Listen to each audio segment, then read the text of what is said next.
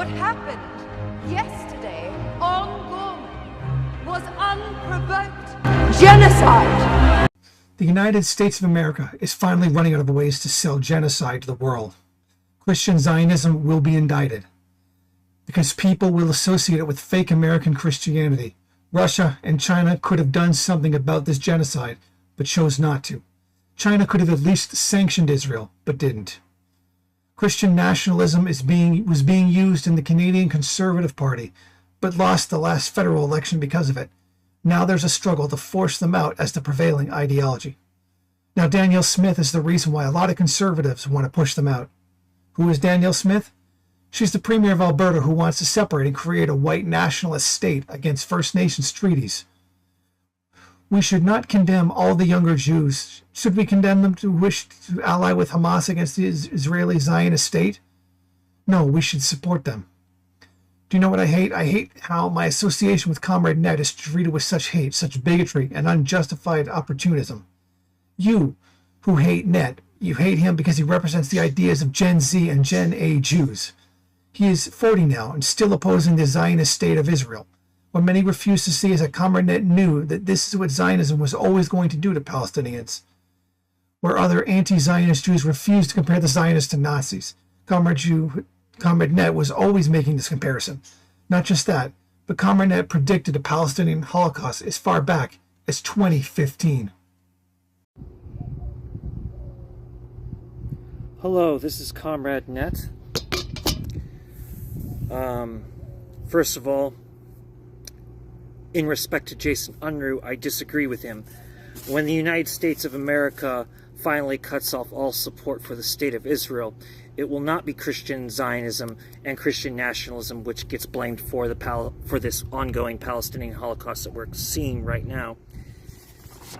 The United States of America, to save face, will say that Judaism itself tricked them into doing this. And this is because Americanism will not go down with Zionism. I mean, it will go down, but it will not go down with Zionism if it can avoid that. Now, the last country to support the State of Israel will clearly be the United States of America. But once it finally cuts ties with the State of Israel, I just don't see this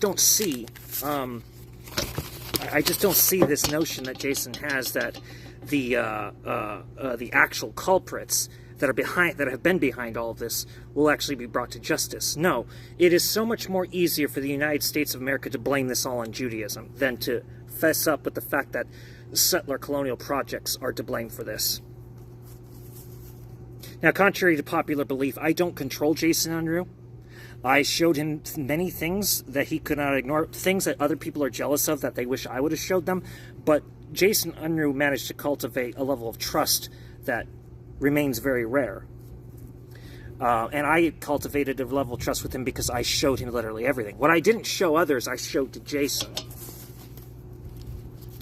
And some of it I've shown to some others, but, you know, like, a lot of times you have to be patient enough to let me show you out in the open what's going on. I don't control what happens in Maricopa County, but yet people think some people expect me to somehow.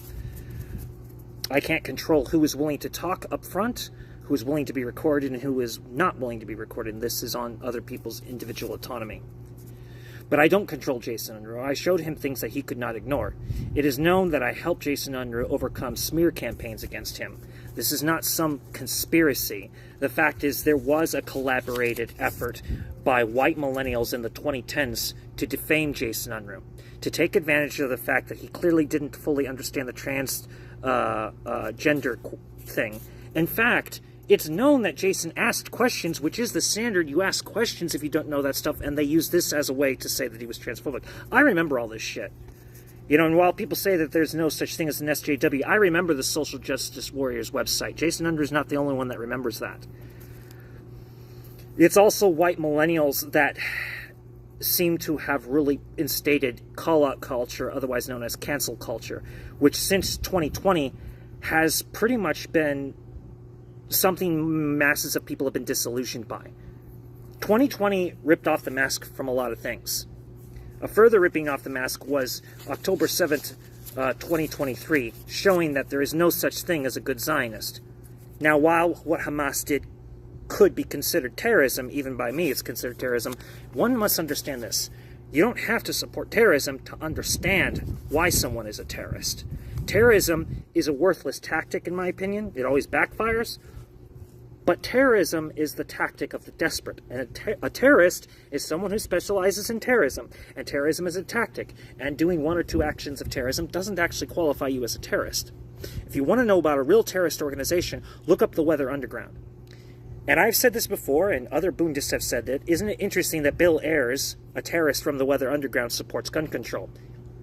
And yes, there are correlations between gun control and the terrorists, the actual terrorists. The terrorists should be seen in the vein as groups like the Weather Underground, as I said before. And if you don't know what the Weather Underground is, that's not my fault. But Jason Unruh is, he's hated. He's hated because he is for real. This gets in the way of the clout chasers on YouTube claiming to be communists and anarchists. Jason Unruh is hated because he is not compliant with First Worldism. First Worldism is anti-Third World. First Worldism is a disconnection from non-First Worlder experiences. Jason Unruh's more global view, as opposed to a First World privilege point of view, has consistently got him in trouble with fake communists and fake anarchists who don't like the idea of genuine resistance journalism in the First World.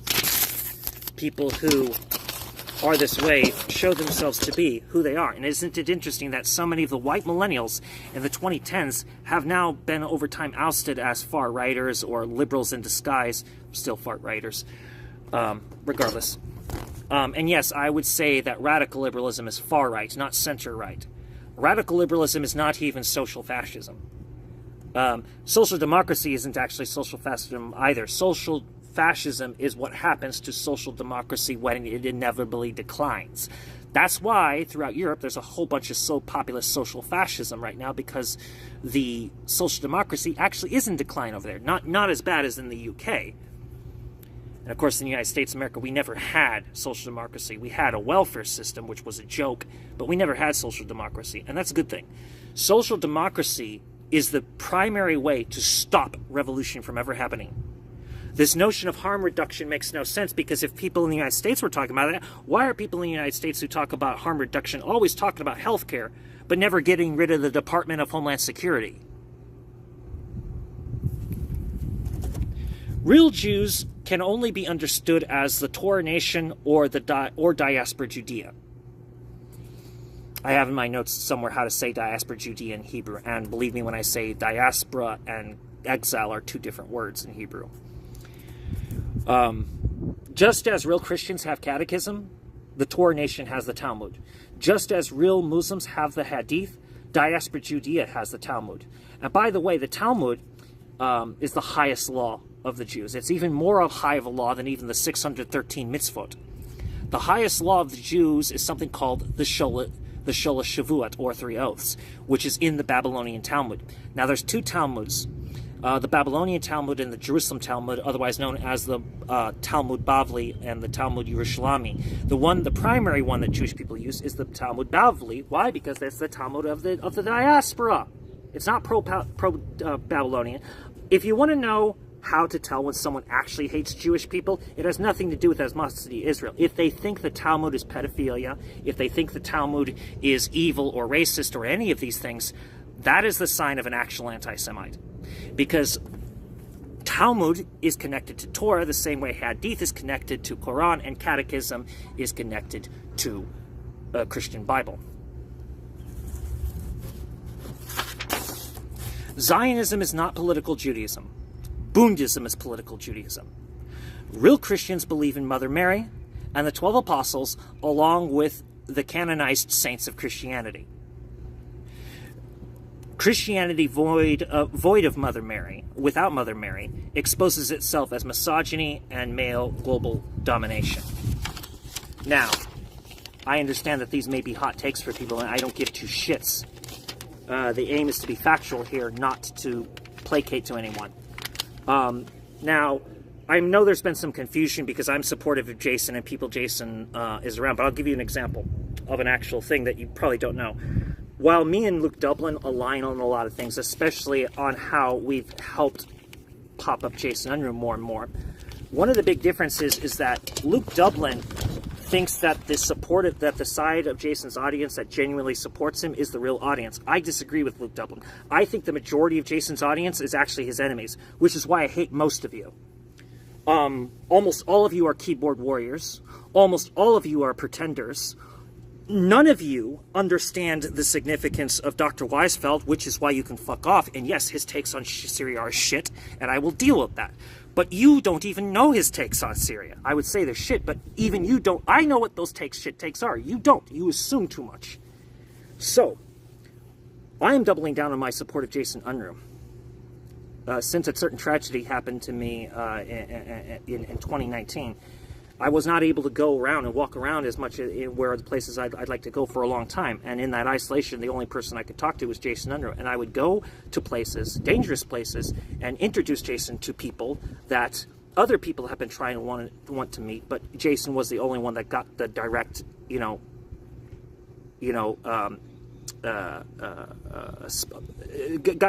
Unruh's. I've read this stuff out and I'm so frustrated and nervous, but what I'm saying is Jason Unruh has actually talked to the people face to face through a phone. Like I'm showing this to you through a phone, not through my camera. My camera phone. I have an actual camera, which I am starting to utilize. But Jason actually, there were some others. Luke has met some of these people. Dark Stovey has met some of these people. Actually, funny enough, Red Pagan Nicole has met some of these people that Jason has not met. But Jason met most of these people that that I've been in contact with since that time. Of course, the Arizona Rebellion no longer exists. Neither does the LA Underground. The Commune of Anarchy still does, but the federated anarchist structures out here have pretty much fallen apart due to lack of solidarity, not to lack of commitment. And majority of the Demarchists are huddling around Comrade Number 3 on the Navajo Reservation and on other reservations that other leaders of the Demarchists are located. And I will not give specifics of any kind. But yeah, I appreciate the solidarity with Jason Unruh. I hope everybody's going to enjoy this series that we're doing together. Sorry if I had problems writing, and from what I understand, Jason's having a hard time reading what he wrote down because we're all frustrated. Our particular focus would be the removal of the State of Israel from existence. Now, before anybody calls that utopian, let's get one thing straight. The State of Israel exists on life support from Western nations. You cut off that life support, and the whole problem can be dealt with.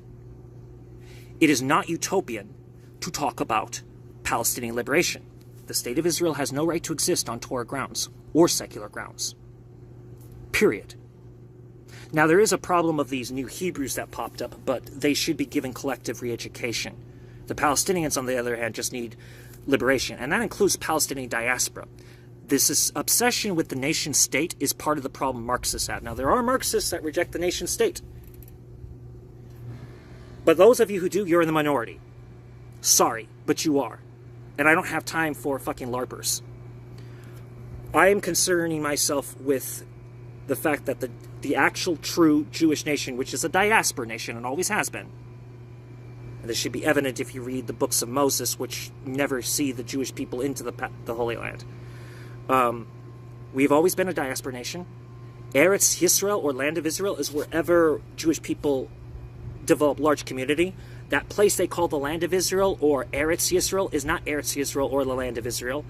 It's actually called. So here's the thing: the actual Hebrew word for Palestine is not Eretz Yisrael. Again, Eretz Yisrael is wherever the Jewish people are. Actually, the actual Hebrew word for Palestine, it's Kodesh HaEretz, or the Holy Land. It just so happens that when the Jewish people were the custodians of the Holy Land, it was at that time Land of Israel. So Kodesh HaEretz, as we used to be the custodians of Kodesh HaEretz at that time was Eretz Yisrael because of Am Yisrael. Back to you, Jason. Judaism, by its very essence, rejects the state of Israel and the ideology of Zionism. So Comrade Ned is being truthful. Zionism cannot even be called political Judaism. Yes, he's right. Bundism is actually political Judaism. Joseph Stalin supported the creation of the State of Israel, but the Jewish labor Bund rejected it. Only a left opportunist would say otherwise. No excuses about needing to deter British control over Palestine can be taken seriously. Refusing to see how the Bund has evolved today exposes Judeo-phobic anti-Semitism. Today, there are a lot of Bundists who recognize the heroics of the old Bolsheviks, and there are communists who recognize the historic significance of the old Jewish labor Bund. I will leave 3 links in the description. The first will take you to the Al Jazeera program, which will play next. And the second will take you to a stream Comrade Net and I did after Sabbath that had ended. And the third will bring you to a musical remix by Comrade Net, which is culturally relevant to everyone.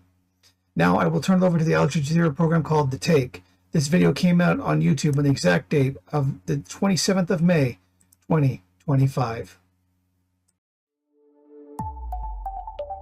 Al Jazeera Podcasts. Today, humanitarian aid in Gaza hanging by a thread. The Israeli and U.S.-backed so-called Gaza Humanitarian Foundation would essentially take aid distribution away from the United Nations and put it in the hands of private contractors. Can an aid initiative backed by militaries and rejected by humanitarians truly help Gaza? I'm Manuel Rapalo, and this is The Take.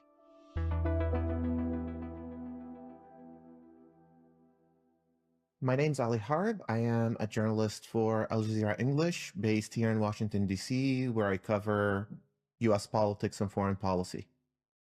So, Ali, welcome to The Take.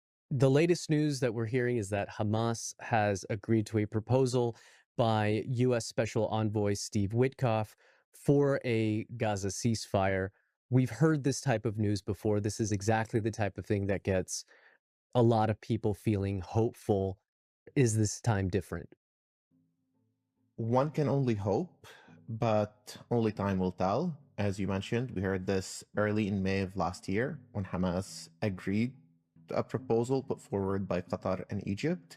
We heard this again late in May of last year when then President Joe Biden announced that ceasefire proposal that with the guidelines that seemed agreeable to all sides. They never materialized. We heard this again earlier this year, and a ceasefire was put in place, but then it was broken by Israel. As of right now, the details are scant. We really don't know what this proposal entails.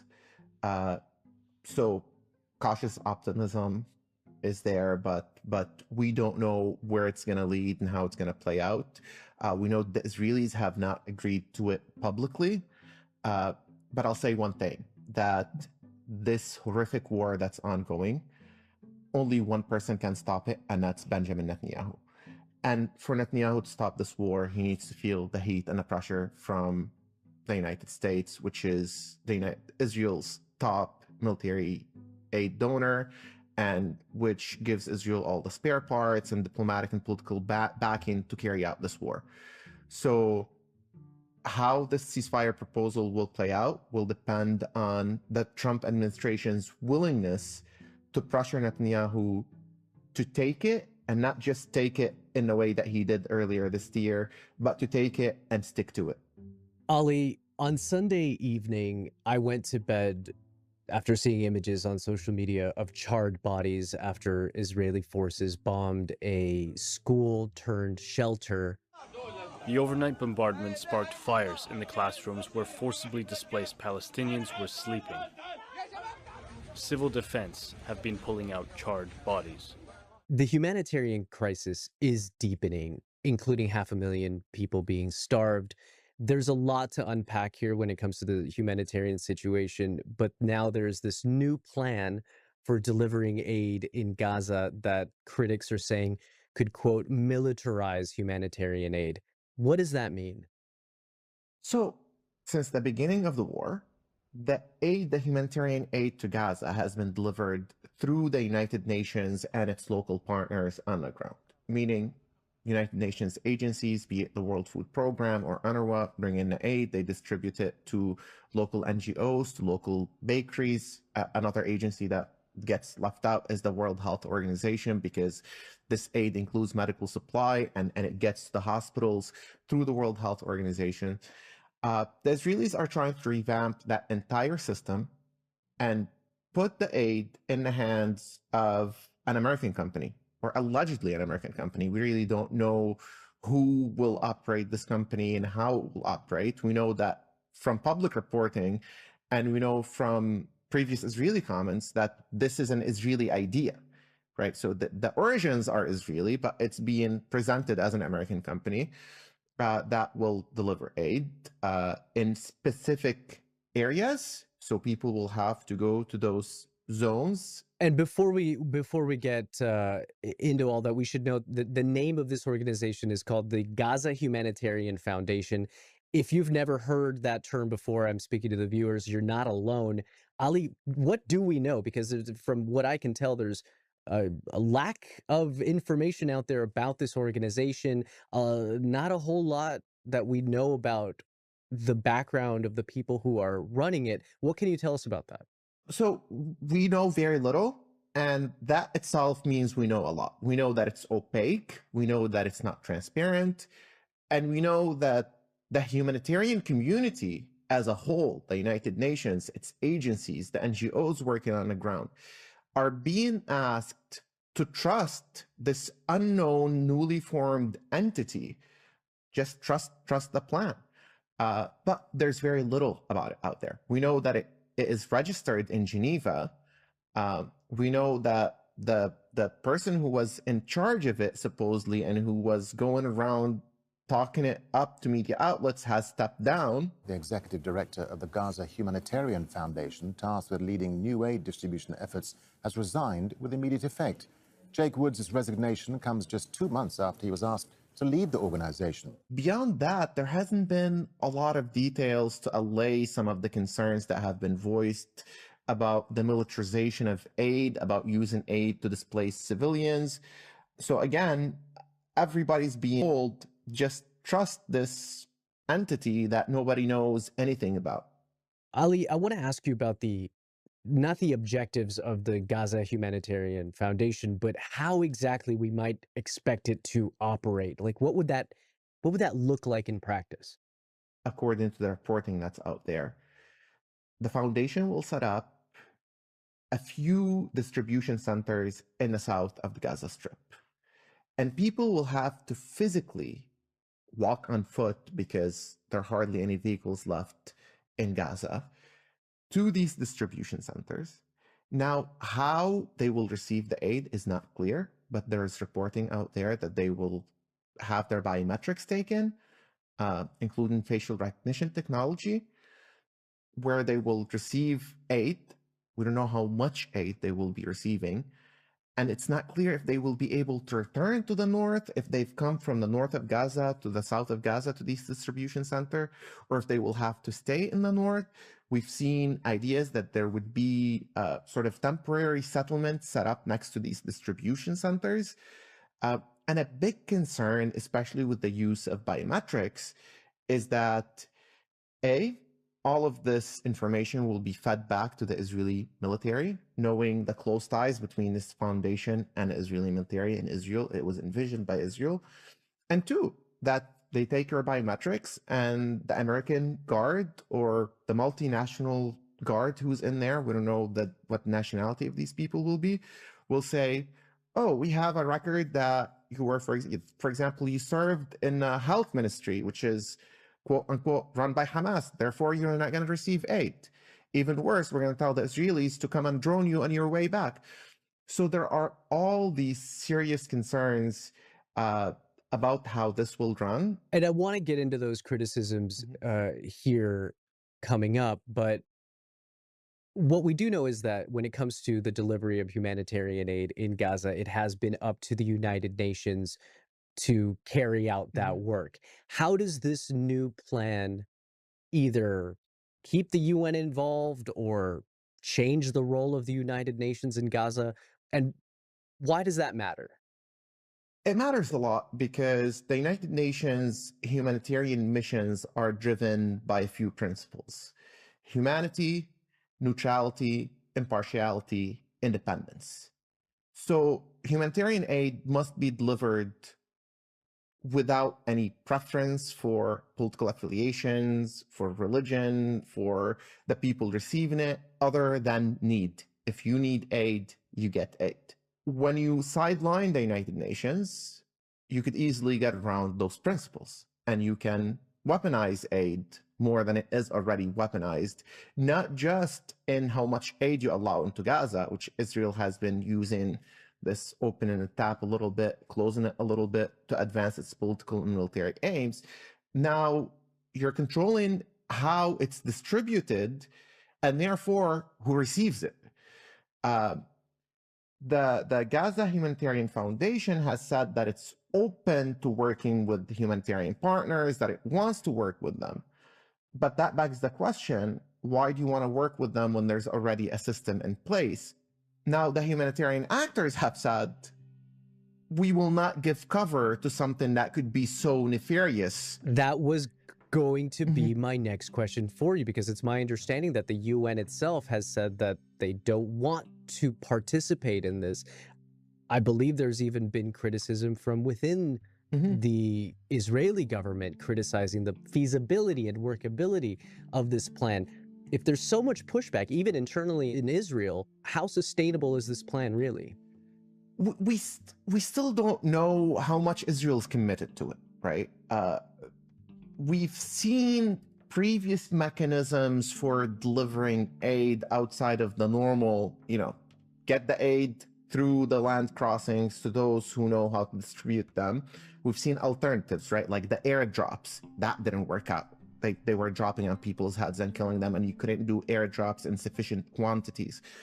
We saw the American pier. Do you remember the American pier? That was a farce. They tried to build a pier to get food and medical supplies through the sea instead of telling their Israeli allies just let them through the land crossings.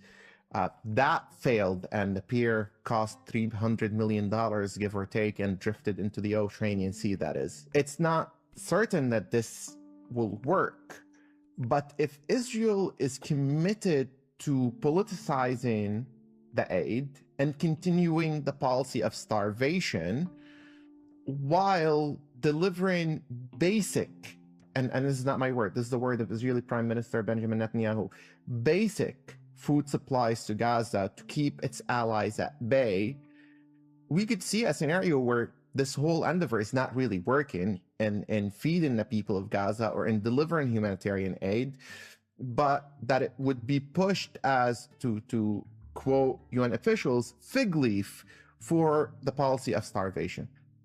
It's important to note that Israeli Prime Minister Benjamin Netanyahu and his former defense minister, Yoav Gallant, are wanted by the International Criminal Court for suspected war crimes. And the main crime is using starvation as a weapon of war. So this isn't academic. There are legal indictments. The Israeli Prime Minister is a fugitive from international justice for using starvation as a weapon of war. And this is a continuation of that. More with Ali after the break. So, Ali, supporters of this plan, talking about Israel and the United States, say that the plan ensures that humanitarian aid doesn't end up in the hands of Hamas, echoing this claim that aid is often stolen or diverted by Hamas. Is there any evidence to support these claims? No. And this is not me saying this. This is the head of the World Food Program, who is the widow of former Senator John McCain, who was one of the most vocal supporters of Israel in the United States. Cindy McCain has said that there's no evidence of Hamas looting or taking or stealing the aid or diverting the aid. Israel has consistently said that the looting is being carried out by Hamas. Have you seen evidence that it is Hamas stealing the food? No, not at all. Not in this round. Listen, these people are desperate, and they see a World Food Program truck coming in, and they run for it. This doesn't have anything to do with Hamas or any kind of organized crime or anything. It has simply to do with the fact these people are starving to death. We've heard US officials say over the past year that there isn't evidence to back this claim. We've heard multiple UN officials say there's no evidence. And if the Israelis have evidence, they have not shown it to us. So it's really curious, basing this whole endeavor, this whole initiative of destroying and tearing apart the humanitarian system in Gaza based on a claim that there is no evidence to back it, which is why so many humanitarian officials are skeptical. And again, this is being led by a prime minister who's wanted by the International Criminal Court for using starvation as a weapon of war. So an objective observer may look at this and say, there's more evidence that this is being used to use starvation as an evidence of war than it is to thwart the alleged looting or stealing or diverting by Hamas. And if anything, humanitarian trucks have been looted by criminal gangs in Gaza, and there have been UN reports, there have been reports in the US media of criminal gangs operating almost freely in areas that are controlled by the Israeli military. And they've been attacked or looted by desperate people who are thirsty and hungry. So the convoy is going by and people stop it and take it from it.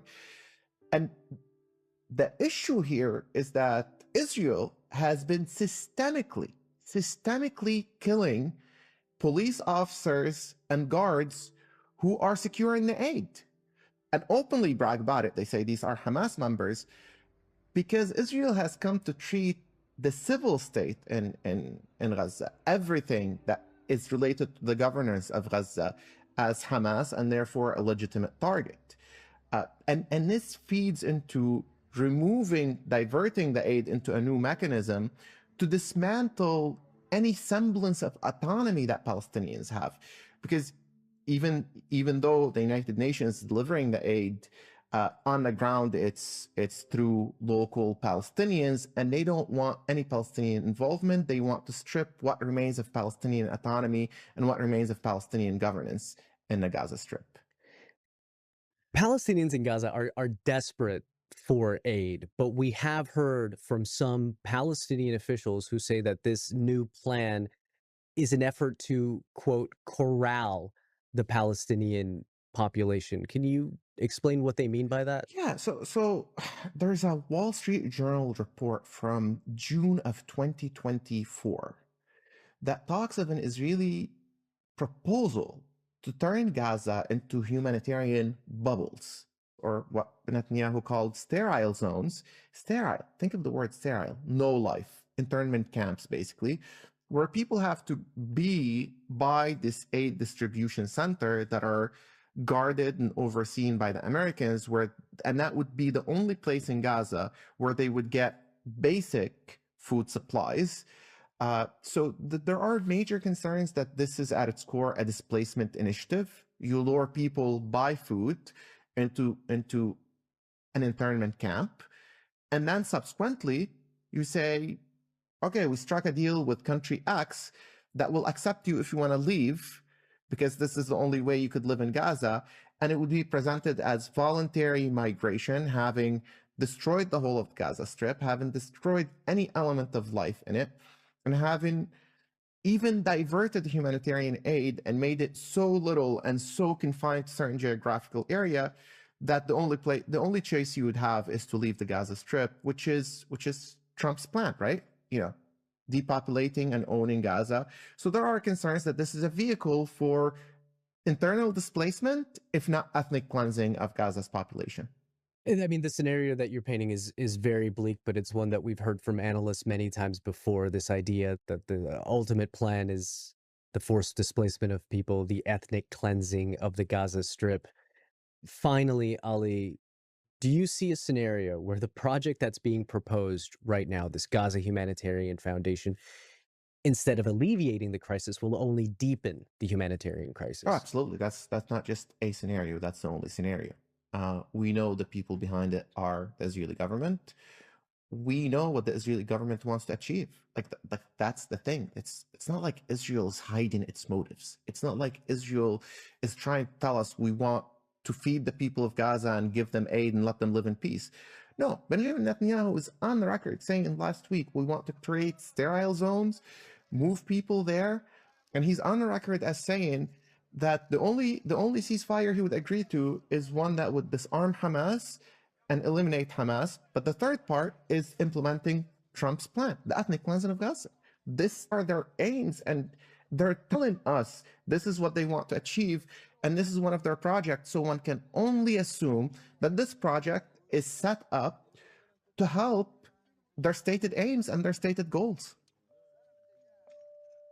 Ali, I think obviously the ideal scenario would be for this war to end, for a ceasefire to happen and to be made permanent. But right now, in the immediate term, to get aid to Palestinians in Gaza who desperately need it, what alternative is there that could ensure both security and dignity in the aid that's being delivered? Well, as you said, a ceasefire would be the best way forward, because there are a number of challenges that are related not just to the amount of aid that's entering Gaza, but the security of those trucks, because they've been targeted by Israel. The people guarding the trucks have also been targeted by Israel's. Bakeries, shelters, hospitals have been targeted by Israel. So a ceasefire would be the first step. But absent a ceasefire, just basic proposal: flood Gaza with aid. Flood Gaza with, instead of 50 trucks, 500 trucks. Instead of 500 trucks, 800 trucks. And make sure that there's so much food and medical supplies that even if some gets looted, that even if there are issues with distribution, there's enough aid for everyone.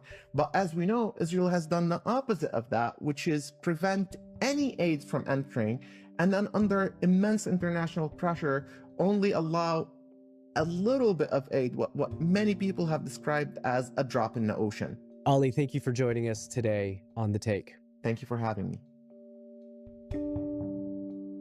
And that's The Take. We're always listening to what you think of the show. Let us know what kind of episodes you'd like to hear more of and what you thought of this one. And if you want to catch more episodes like this, make sure you're following our YouTube playlist. And while you're at it, hit that subscribe button so you stay in the loop with all things Al Jazeera English. We'll be back tomorrow.